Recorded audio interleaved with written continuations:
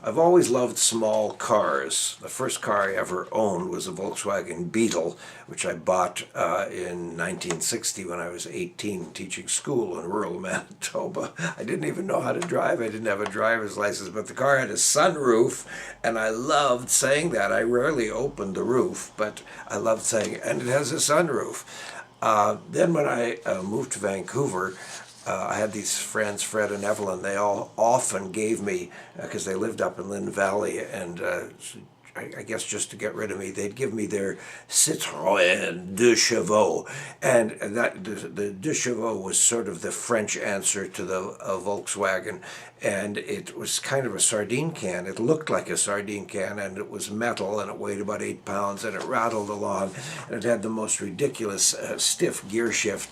But I loved that, and mostly I just loved saying Citroën Deux Chevaux, 2 horsepower.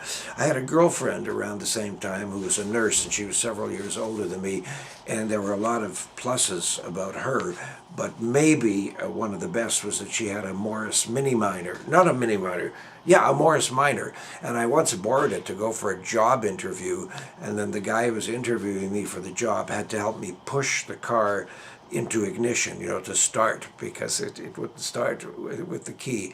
About 10 years later, he became the premier of the province. I've always hungered for a Nash Metropolitan. I love those babies, and there's some guy here in Vancouver who has, they're two-toned cars. They're they look like a circus car that 1,000 clowns would emerge from. And some guy here in Kerrisdale, he's got about 8 of them or 6 of them, and you see them around town, and they're all in different colors, and I've always thought they were wonderful.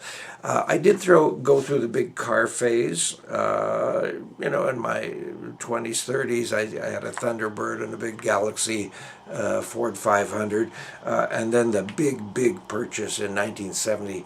I bought a Lincoln Continental Mark IV, black with the Continental wheel kit at the back and so on. It was sensational.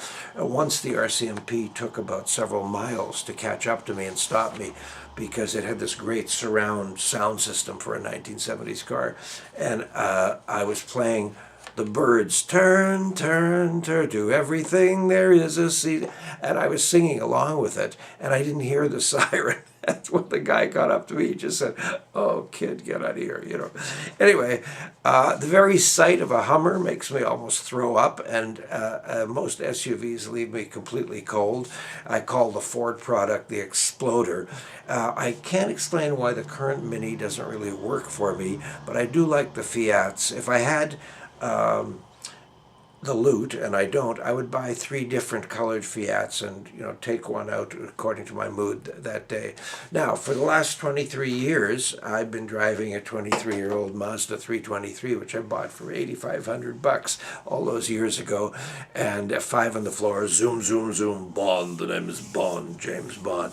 But a year ago, I broke down and bought a Toyota Scion, which a month later they stopped producing. But I love it, and I think that it's a great big black luxury car like a Mercedes, but my well-heeled friends look at it and they pat me on the shoulder and say, "Yes, it's a nice little car, David. What's my pickle?" Oh yeah, what is my pickle? I love small cars.